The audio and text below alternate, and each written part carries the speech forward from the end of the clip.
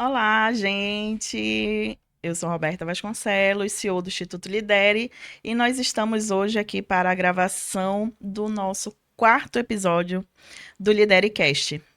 E hoje eu estou sozinha, né? O meu parceiro, meu host também, e não pôde estar aqui, está viajando a trabalho. E nós trouxemos aqui a doutora Cristina Lousada, que é médica perita, perita do trabalho, médica do trabalho de várias empresas. E para esse bate-papo super importante para o nosso programa. O Lidercast ele traz um cuidado com a saúde do trabalhador, a saúde mental. Ele tenta fazer o trabalho de educar, de tornar didático esse conteúdo tão relevante para empresas, para empresários, já que a gente tem um papel de consultorias empresariais, consultorias na, para líderes, para gestores. Fazemos a parte de consultoria também nessa seara, principalmente agora que a gente está trabalhando e com a NR1 e existe a necessidade de nós entendermos melhor e trazer para o nosso público, para o público do Instituto Lidere, que são líderes, gestores, empresários e você que quer entender também o nosso ouvinte que quer de repente você é o trabalhador, você está tendo uma causa com a sua empresa. Então, o nosso programa, o nosso Lidercast, o quarto episódio, está incrível, imperdível, com uma convidada muito especial que eu vou já apresentar para vocês.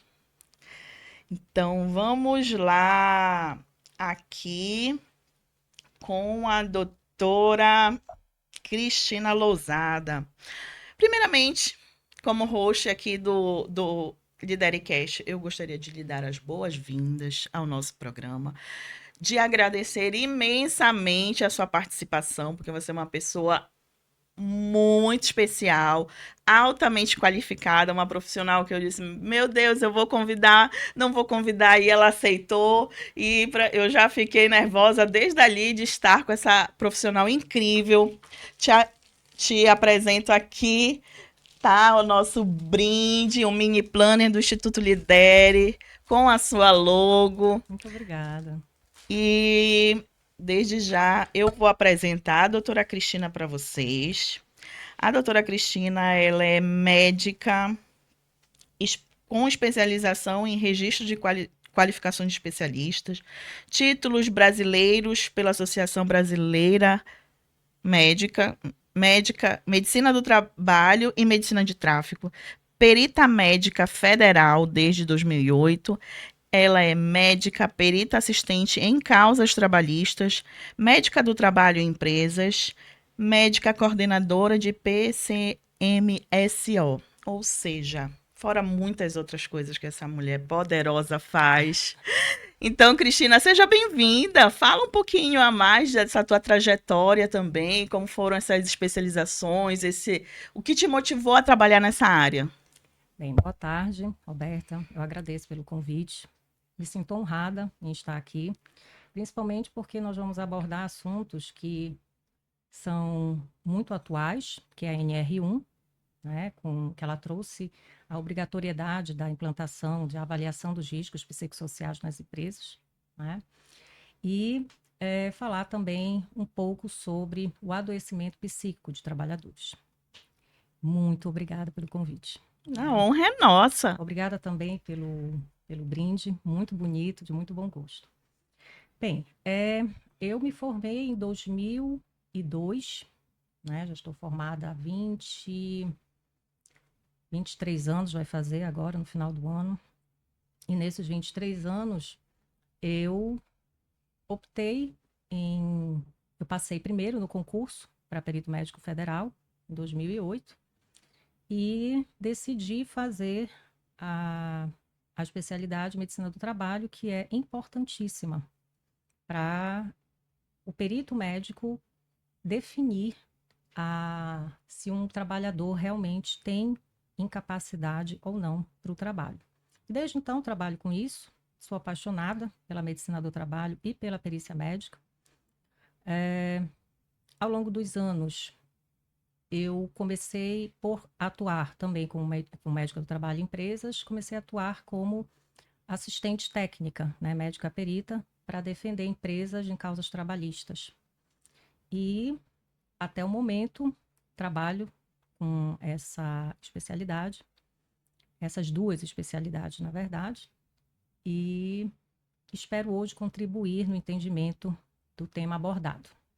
Gente, nós conversamos antes com a doutora Cristina e vimos que são assuntos complexos. Bastante. São assuntos muito técnicos e foi muito interessante que nós conversamos antes sobre a visão que é do advogado trabalhista, do advogado que trabalha internamente nas empresas, da médica do trabalho, do médico psiquiatra, né, doutora Cristina? Isso. E, e ela conseguiu apresentar um pouco para mim cada visão.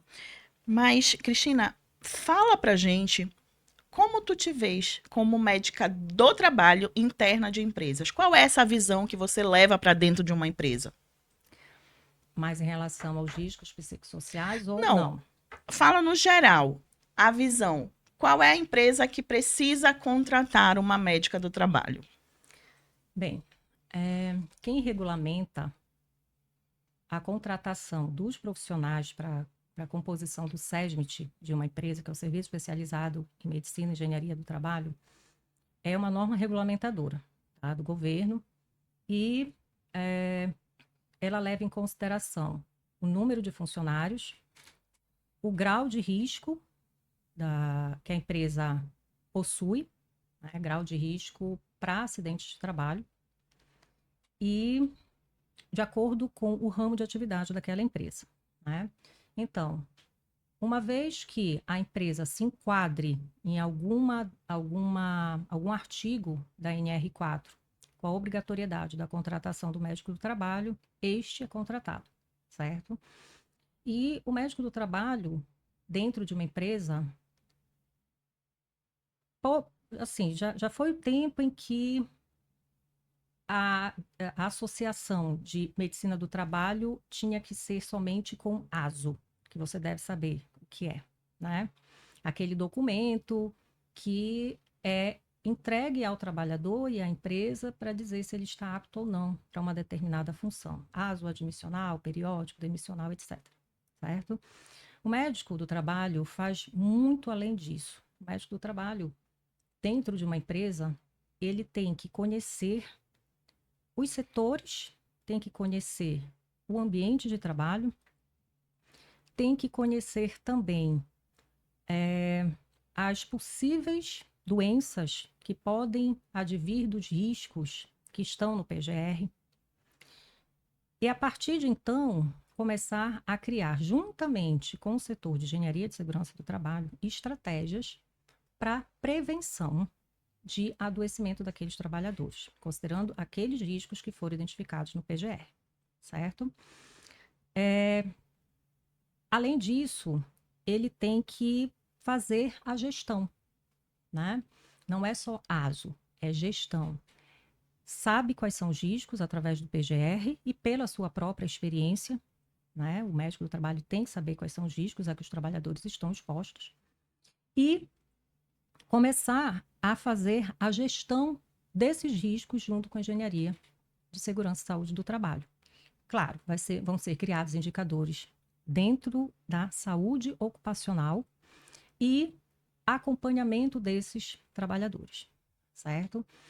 É uma coisa bem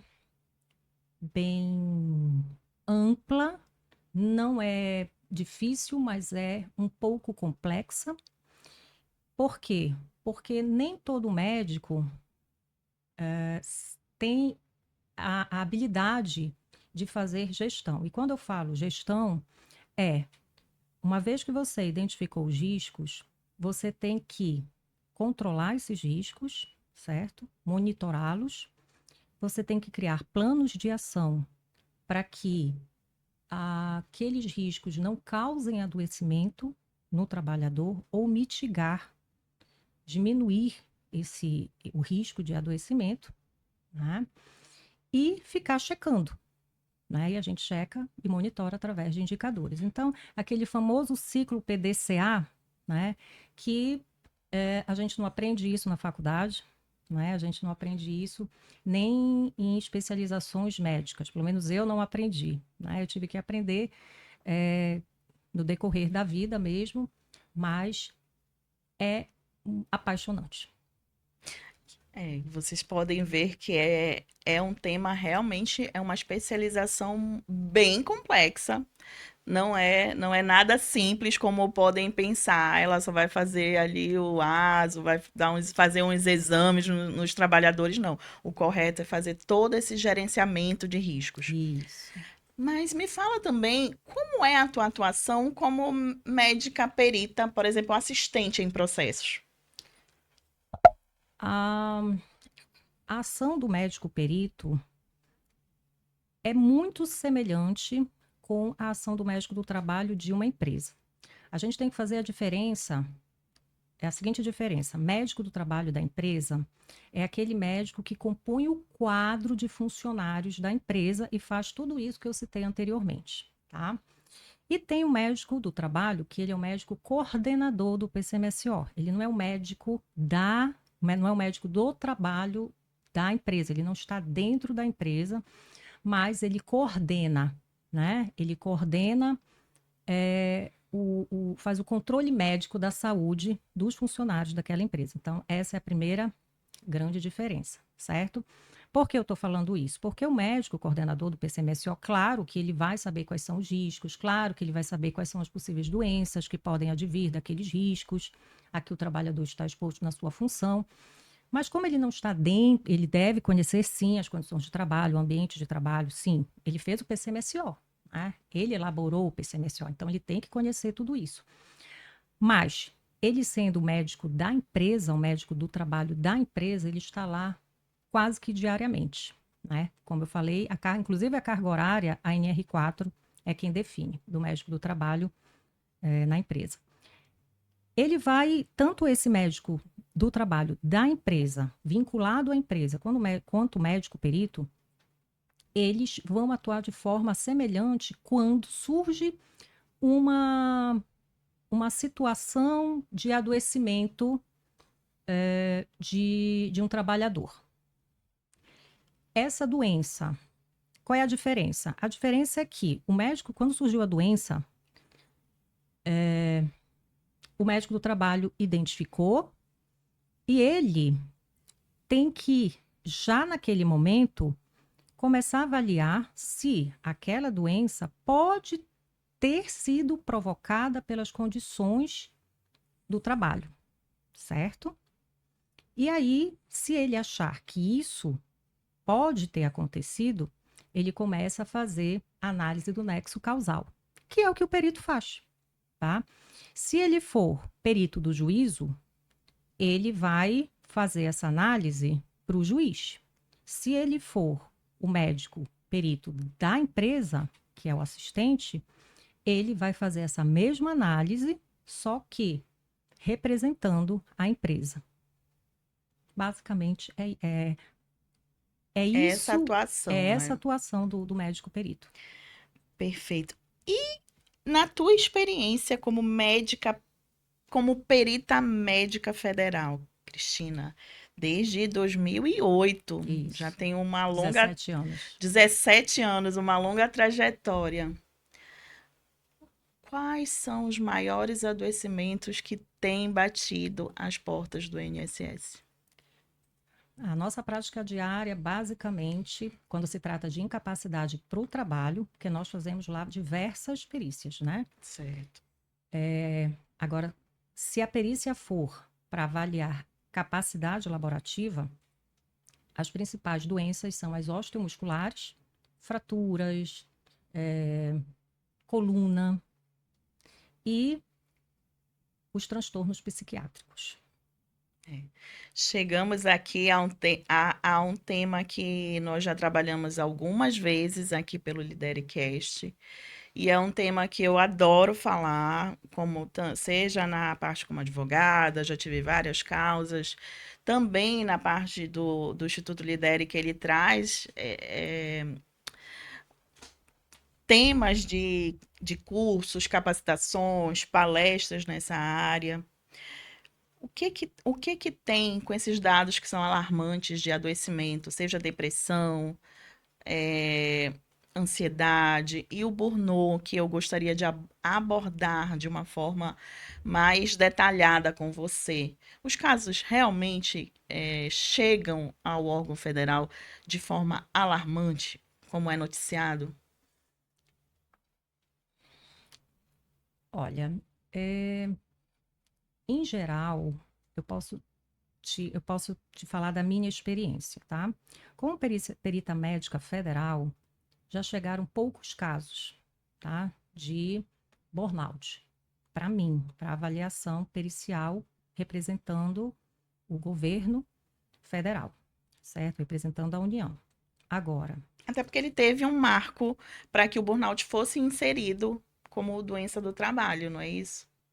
como assim teve um marco? Tem uma lei que inseriu o burnout como doença ocupacional. Aí, a partir daí que vocês começaram a receber, né, Não, a gente segurados. já recebia bem antes. Certo. Já, Fala já pra gente um recebia. pouquinho mais. Normalmente, na perícia médica federal, os casos que chegam são de bancários, tá? Certo. São apresentados atestados ou então laudos médicos de psiquiatras com CIDs.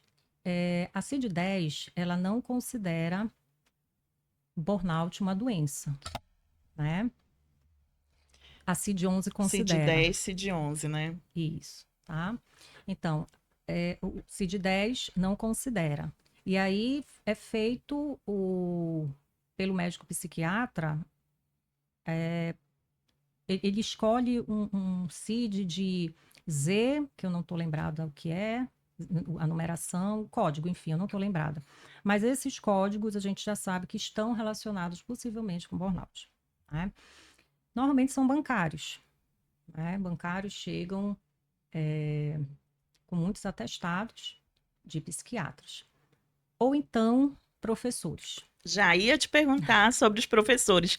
Até porque no episódio 3, que foi falando sobre o Setembro Amarelo, nós trouxemos aqui duas convidadas também que abordaram um pouco dessa classe de professores que o adoecimento mental é significativo. E depois, profissionais da área da saúde. São os três principais, mas pela minha experiência.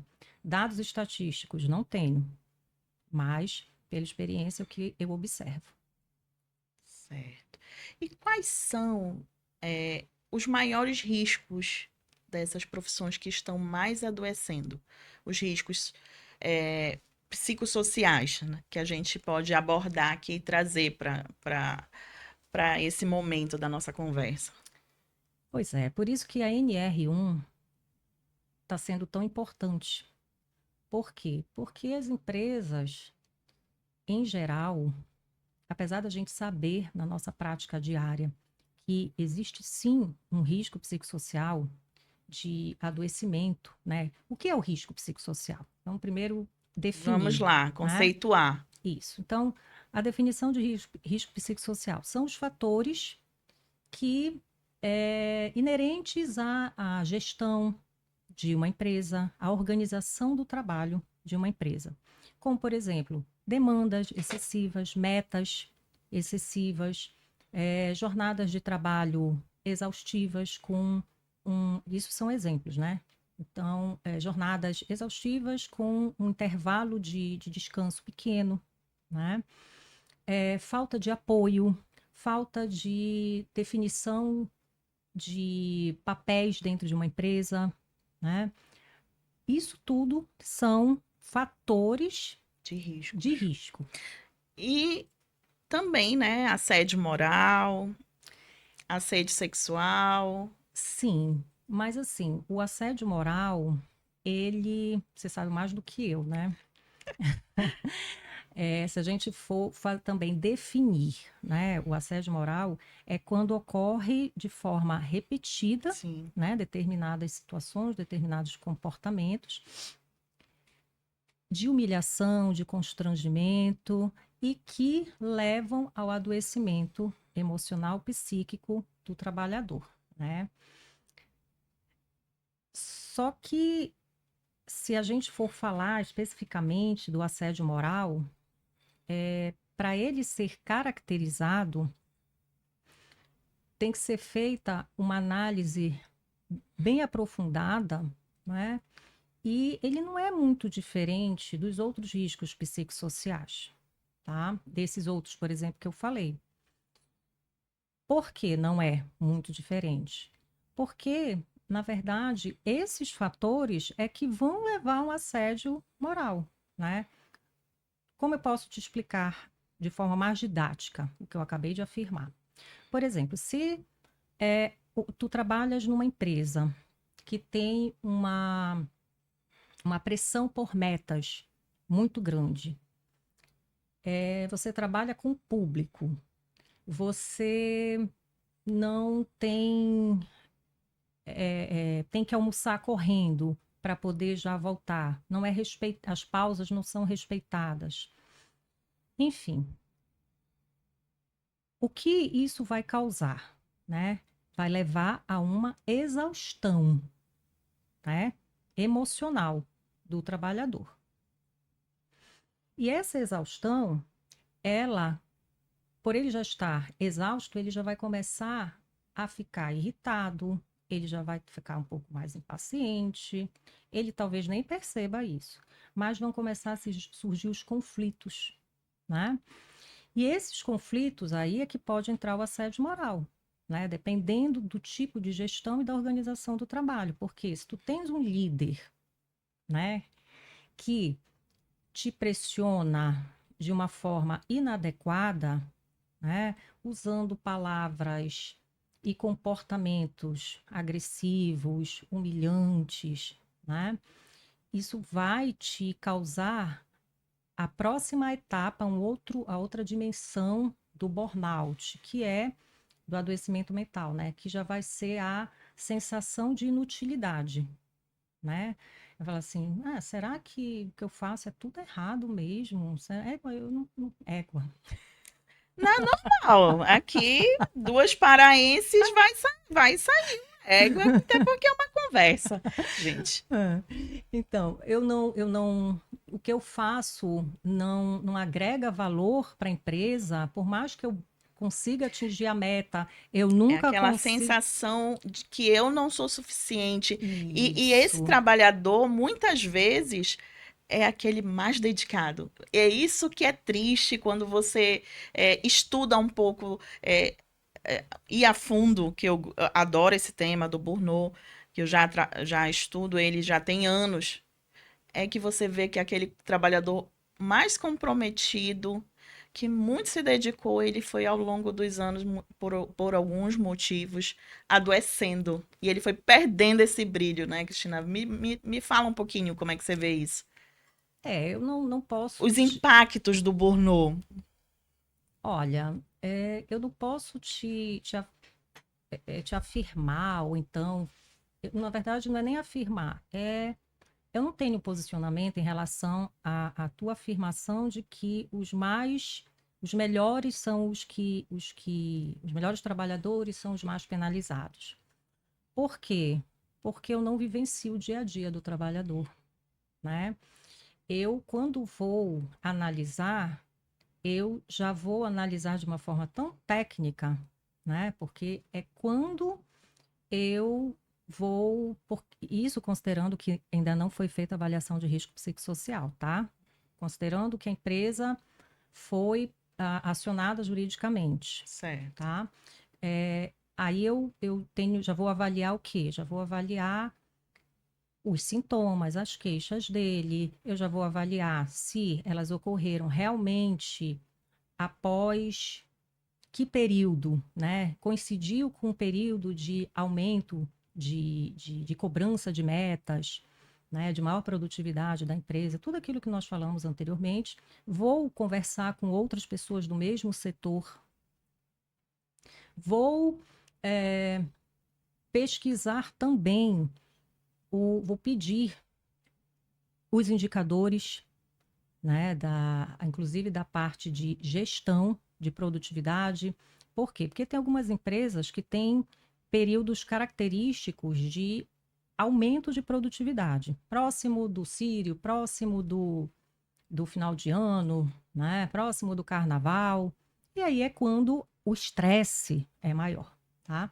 Então, tudo isso é pesquisado, tá? Então, eu não sei te dizer, É porque tá? eu já tenho muito dessa visão do trabalhador e acabo entendendo um pouco essa realidade devido a ouvir muitos relatos. Entendo. E, assim, ouvindo, por exemplo, a Isabela Camargo, que hoje é uma das grandes militantes, a jornalista da Globo, que adoeceu do burnout, é uma das grandes referências de estudar a temática. E alguns outros que eu me debruço para estudar. Que o triste é aquela visão de que o trabalhador muito empenhado, muito dedicado, até mesmo o empreendedor, que ele vive, ele ama o que ele faz, ele tem sérios riscos de adoecer mentalmente. E aí acaba. É uma visão minha, como tu falaste, tu colocaste a tua visão como médica quando já recebe essa pessoa. Mas o que que é INR para burnout, senão a gente grava o podcast todo falando dele, porque eu adoro esse tema. Mas Mas eu fala posso te interromper rapidinho, só para com certeza. a gente fechar o raciocínio de burnout? Na análise também, tanto do assédio moral quanto do burnout, e até mesmo qualquer outro transtorno psiquiátrico, depressão, ansiedade, a gente tem que avaliar outros fatores, fatores extralaborais, tá? Além de tudo isso que eu citei, a gente também tem que analisar se ele já tem uma história anterior de transtorno psiquiátrico, se ele tem algum problema familiar, conjugal, financeiro, se ele está tomando alguma medicação, se ele é usuário de alguma substância química. É complexo, né? É muito complexo. E aí, analisando tudo isso, tanto o médico do trabalho quanto o perito vão concluir. E qual é a conclusão? Ou aquele transtorno psiquiátrico que foi alegado pelo psiquiatra como burnout realmente é burnout e, portanto, é considerado a principal causa do adoecimento daquele trabalhador, ou é uma concausa, Nós né? até falamos sobre isso um pouco antes, sobre a Isso. concausa. E a concausa ela pode ser moderada ou leve. A moderada é quando esses fatores externos, eles são muito fortes no desencadeamento dos sintomas que levaram ao diagnóstico, e as condições de trabalho têm um papel moderado. Aí é uma concausa moderada. Se os fatores externos contribuíram bastante para o adoecimento psíquico daquele trabalhador e o ambiente de trabalho, as condições de trabalho tiveram um impacto, não, tiveram uma influência leve, é com Menor, né? causa leve, né? Ou então não há nexo causal. Então, normalmente são essas quatro, na verdade são cinco, mas eu quis falar quatro possíveis conclusões. Nexo causal, a Associação Brasileira de Perícias Médicas diz que não existe o 8 e 80. Não existe. É doença, né? Tem nexo e não tem nexo. Não, existe. Tem nexo, tem uma concausa moderada, leve e não tem nexo. Gente, o que é interessante, né? A visão do médico do trabalho. é totalmente diferente, por exemplo, do profissional advogado. Porque o trabalhador senta com a gente e já diz: é isso. Eu sofri assédio moral, eu quero processar, eu quero danos morais, é isso. E ele não conta praticamente todos esses fatores externos. E aí que eu te digo que a minha advocacia ela se tornou bem complexa com essa minha união de advocacia sistêmica, também nas relações de trabalho, porque a minha consulta é uma consulta altamente especializada, porque eu realmente faço uma consulta que eu vou procurar entender toda essa realidade. Assim, Toda essa esse é o realidade ideal. porque eu já sei como a empresa vai agir também do outro lado. Se tem um fatorzinho aí, um risco que não tá caracterizado, esse assédio não é assédio, porque trabalhador também chega às vezes, ah, tudo é assédio, porque vai pesquisar no Google, isso é assédio moral, e não é fácil, porque nós temos tribunais altamente qualificados também, empresas que são defendidas por profissionais, colegas muito qualificados, e não é bem assim. Então, eu tenho um cuidado também, quando advogo nessa área, de deixar muito claro. Por exemplo, já teve situações em que eu entrei, por exemplo, atuando por professoras, mas eu sabia, eu deixo muito clara que ela tinha, por exemplo, um fator psíquico estressor interno dela, que provavelmente estava desencadeando também é, aquela desestabilidade emocional. Que, obviamente, uma carga de trabalho de professor não vai ser fácil. Então, mas ela tinha umas questões. Por isso que eu também trabalho na área já das terapias, que indico, olha, você deve sim fazer o seu tratamento. Porque não, estresse em trabalho, eu acho que todos nós, profissionais, lidamos com isso, não é mesmo? Isso. Mas Mas e é muito importante isso tudo que a gente está conversando, porque é importante que a empresa entenda a importância, né, de se fazer essa análise, inclusive o médico do trabalho fazer a análise de nexo de causalidade. Não são todos que fazem, certo? Médico de trabalho da empresa. Eu sempre faço, porque como eu tenho uma atuação pericial, eu também quero respaldar tanto o trabalhador quanto a empresa. Então, eu fazendo o nexo de causalidade, eu sei que eu vou estar respaldando os dois. Mas as empresas têm que entender essa importância de, por mais que haja fatores externos fortes que estejam contribuindo para o adoecimento daquele trabalhador, mas o trabalhador é um ser único. E não tem como o perito e o médico do trabalho concluírem que foi só por causa do trabalho. Não, foi só por causa de situações externas. Não, ele é um porque o ser ser humano é único. complexo, né? Ele é um ser único. Então, por isso que existem essas gradações, né? De a condição de trabalho, ela tem um papel muito importante. Aí sim é feito nexo. Olha, foi aqui, né?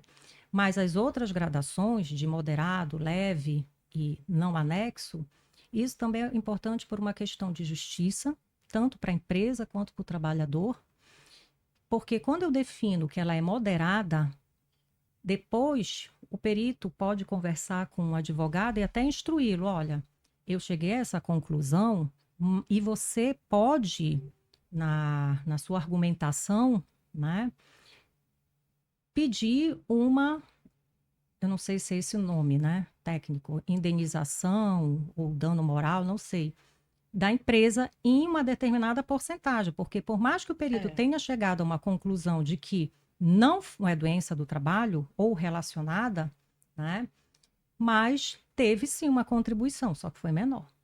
né? Foi moderada. Até E a porque outra hoje, teve contribuição, mas foi leve. hoje a gente já faz a quantificação do dano moral por ofensa leve, de natureza média e de natureza grave, né? Que a legislação trabalhista, ela não que ela quantifique o dano moral, que isso aí não é o ideal, mas ela é a justiça que traz mais parâmetros para cobrar um dano moral. E isso é fantástico, né? Porque todo esse fator externo não exime a responsabilidade das empresas, não é isso, Cristina? Quando se trata de doença psíquica, adoecimento psíquico, sim, né? Não é. Repete, por favor, a pergunta, que eu não sei se é sim ou não. Todos esses fatores externos da nossa vida Ah, não eximem, não né? exime a responsabilidade das empresas em prevenir esses riscos E a sua psicossociais. responsabilidade, né? Sim, Realmente, está correta essa afirmação. é isso, né? E as empresas, Cristina, com a tua experiência como médica do trabalho, médica perita, elas investem em prevenção? Sim, dentro daquilo que a lei exige, né? Se não houver obrigatoriedade legal, são poucas que têm essa consciência. Maravilha. Então, realmente, podemos dizer que foi necessária essa atualização da NR1, que é muito antiga, ela já tem há muitos anos, mas foi necessária essa atualização da NR1? Sim, sim, ela foi importantíssima, porque, como nós falamos desde o início, a gente sabe que os transtornos psiquiátricos e o adoecimento psíquico emocional de um trabalhador existe. E muito se fala, como você mesmo citou, tem o ponto de vista do trabalhador, tem o ponto de vista da empresa, tem o ponto de vista do médico, né? Então, o que o governo agora normatizou? Tá, já que ninguém se entende, né? Por favor, vamos avaliar os riscos, né? Vamos medir se a tua empresa tem um risco baixo, médio, elevado para adoecer psiquicamente um trabalhador. Se tu me provares isso, que não tem, o risco é baixo, ótimo, né? Mas se for moderado e se for elevado, você vai ter que criar a partir de agora mecanismos para que ele não adoeça psiquicamente, emocionalmente dentro da tua empresa. Eu acho que o governo, essa atualização também vem do impacto aos cofres públicos com os afastamentos, que deve ser muito grande, né? Acredito que sim. E as empresas que muitas vezes lucram muito não fazem não só o necessário que a lei manda, como nós conversamos antes, mas sim devem investir realmente na prevenção, na educação de todos os setores, de RH.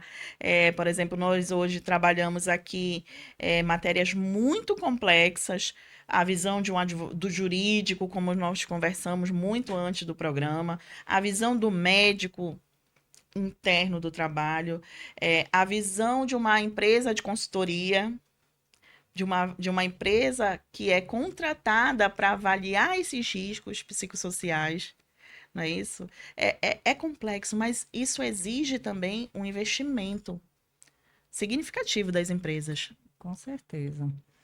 E, assim,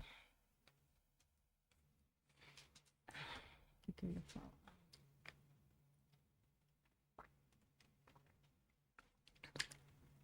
Como uma trabalhadora que também vende seu trabalho para as empresas, o que você sugeriria para que elas, agora, a partir da NR1, fizessem? Porque a partir de 2026, provavelmente elas já vão ser penalizadas. Vão haver sanções pecuniárias, multas, para quem não estiver fazendo seu trabalho, seu papel. Qual seria um conselho dessa médica experiente do trabalho, médica perita, inclusive, para as empresas? Bem, se é lei, tem que ser cumprida, né? E o que precisa ser feito para cada empresa, é adequação, né, de ferramentas, de instrumentos de identificação dos riscos. Existem diversas ferramentas, certo? E dependendo da demanda da empresa, dependendo do seu ramo de atividade e de uma série de outros fatores, essas ferramentas têm que ser utilizadas. Mas o passo a passo que eu sugiro é, primeiro, tem que definir qual é a melhor ferramenta para a sua empresa. Eu gosto de 3, que é o questionário HSE, o questionário COPSOC e o questionário PROART. Eles vão identificar os fatores de risco psicossociais e vão medir o nível do risco psicossocial em baixo, médio e elevado. Qual é o próximo passo? O próximo passo, definido o risco, é você saber quais são os setores que têm os maiores riscos psicossociais, criar ações, criar um planejamento com ações para mitigar ou minimizar esses riscos psicossociais, certo? E ficar monitorando. Terceiro passo, que já entra, na verdade, como um plano de ação do passo 2, é que o médico do trabalho aplique o questionário MBI, que é o questionário Mellish Burnout Inventory, que é um instrumento que identifica as dimensões que aquele trabalhador apresenta, né? Porque, como foi falado anteriormente, o burnout ele tem 3 dimensões, né? Que é o esgotamento, o esgotamento emocional, a despersonalização e a diminuição da realização profissional. Só que esse questionário, ele não dá o diagnóstico de burnout. Além, a empresa vai convocar os trabalhadores daqueles setores em que o risco psicossocial foi considerado elevado. E esses mesmos trabalhadores que foram submetidos a esse questionário MBI vão passar por uma avaliação médica ocupacional. E aí sim, vai ser definido se algum deles já tem burnout, né? Ou não, tá? E aí, qual é o quarto passo? A partir do momento que o médico identificou quais são aqueles que já estão com alguns sintomas, né, relacionados aos riscos psicossociais, ele vai criar, juntamente com o SESMIT RH da empresa, né, uma linha de cuidado. Isso tudo tem que ficar registrado na empresa, no inventário. Por quê? Porque o médico perito, numa causa trabalhista de burnout, ele vai pedir esse documento. Ele vai pedir comprovações de que a empresa realmente está fazendo a sua parte, que é identificar riscos e controlá-los, tá? Então, é esse passo a passo que a empresa tem que seguir. Não é um bicho de 7 cabeças. As empresas não precisam temer a identificação dos riscos, o nível dos riscos psicossociais na sua empresa.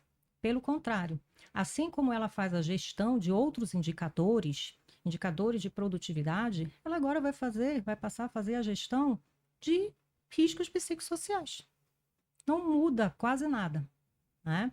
Mas, claro, é algo novo e vai ser desafiador. Tudo que é novo gera medo, medo. insegurança, né?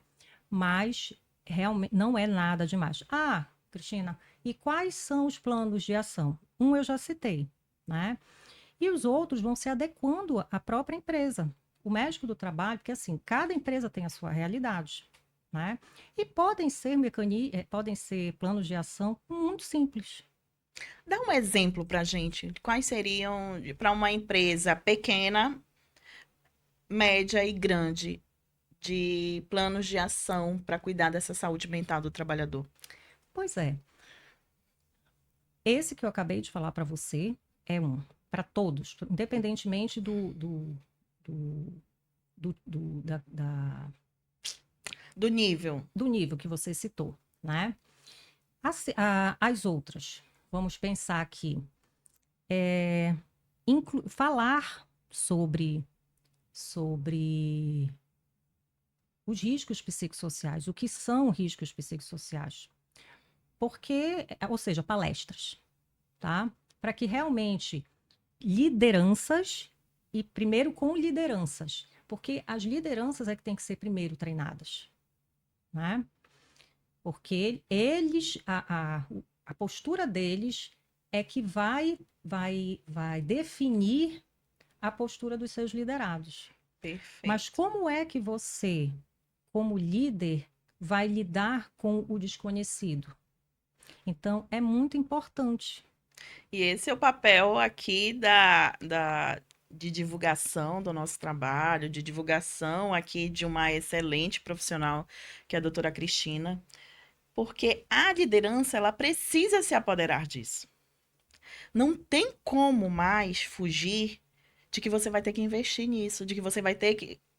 Não dá só para a sua equipe de RH fazer isso, gente. O RH não pode ser só apenas fazer tua folha, admitir e demitir. Não, você vai ter que investir em capacitação, investir em palestras e outras ações, porque existem várias outras. É, que E, são e simples, como essa, de palestras. que São levar simples. profissionais qualificados com visões para dentro da sua empresa.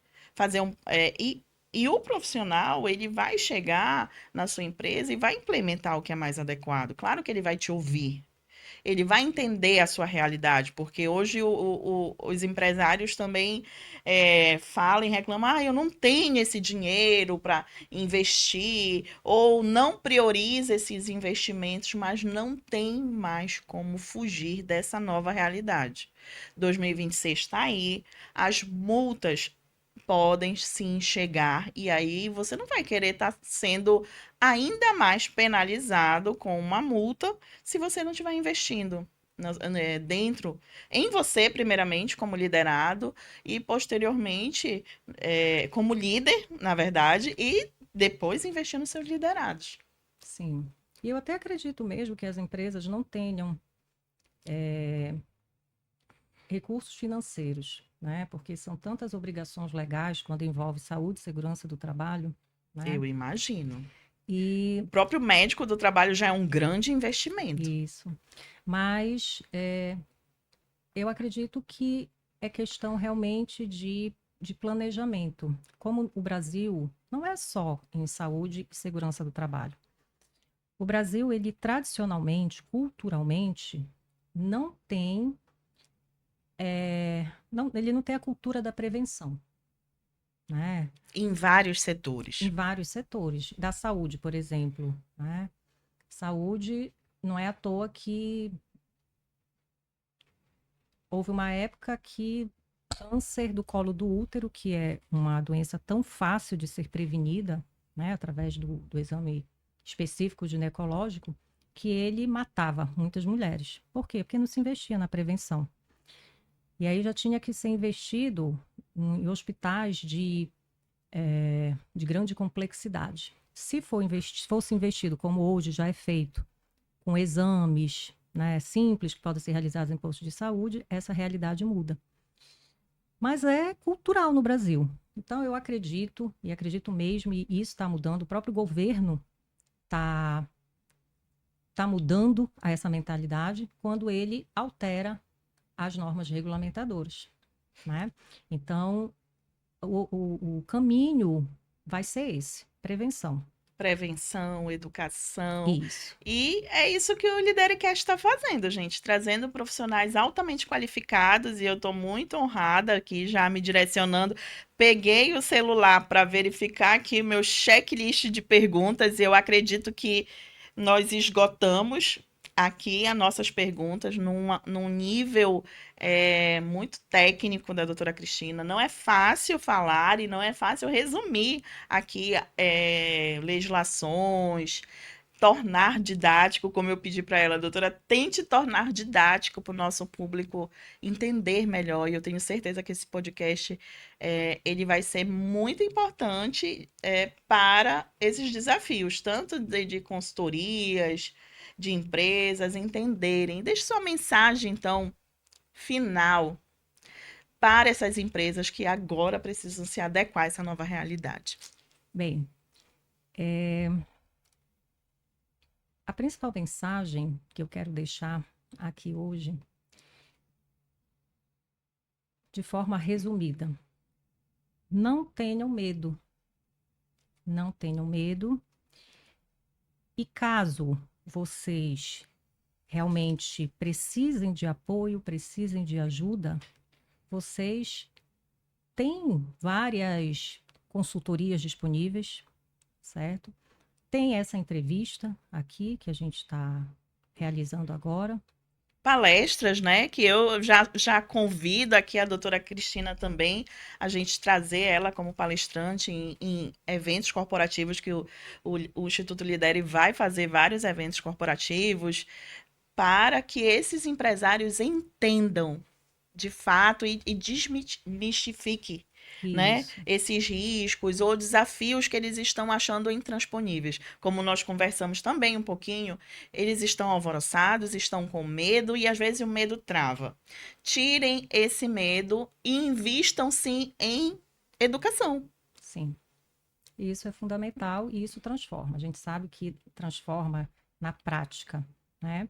Então, qualquer dúvida que tiverem, podem, quem estiver assistindo a entrevista pode até pedir o meu contato para a doutora Deixe seus Roberta. contatos, deixa seus contatos médicos. Você tem um Instagram pessoal, tem profissional, como é que. O meu profissional eu ainda não fiz. Eu só tenho pessoal. Mas eu dou, depois eu repasso para Sim, ti. mas podem mandar perguntas também pelo Instagram do Instituto Lidere. Vocês sabem do nosso Instagram. A entrevista completa vai estar no nosso canal, que vocês sabem que é o canal do Instituto Lidere, que é Instituto Lidere traço gestão. E vocês vão poder, quem quiser aqui conhecer a mais a fundo, contratar essa médica do trabalho, contratar essa consultora, essa médica assistente, podem até mesmo entrar em contato com a gente, que a gente vai repassar os contatos dessa profissional incrível. Ai, obrigada. Foi um prazer estar aqui. Eu espero, sinceramente, que eu tenha tirado as dúvidas, né, sobre o assunto, sobre essa temática, que, como nós falamos no início, ela é extremamente abrangente e um pouco complexa. Mas a partir Ela do é momento que complexa. se entende, a gente vê que se torna mais simples. Por exemplo, eu mesma estou fazendo uma formação implementadora de NR1, mas foi muito interessante ver aqui, porque são vários profissionais. Além dos vários profissionais que estão habilitados a trabalhar com essa temática, você tem a visão do médico do trabalho, do ergonomista, de um profissional advogado que estuda a temática, de um consultor. Então, realmente, não há do que fugir do que não seja a qualificação e a capacitação. É. Não existe o caminho que não seja você estudar e se debruçar sobre uma temática que você goste e que você vai trabalhar. Uhum. E, gente, parece que o reloginho já está aqui automático. Nós estamos já finalizando a nossa gravação. Eu finalizo em nome do Instituto Lidere. É, agradecendo. Eu não tenho dúvidas que você tirou muitas dúvidas. A nossa conversa foi profunda e a doutora Cristina também já foi convidada para estar num staff incrível que o Instituto Lidere tem para empresas, médicos, gestores públicos e privados. Então, quem quiser, vem com a gente que vai ser só sucesso com uma profissional dessa. Muito obrigada. Eu que agradeço. E é isso, gente.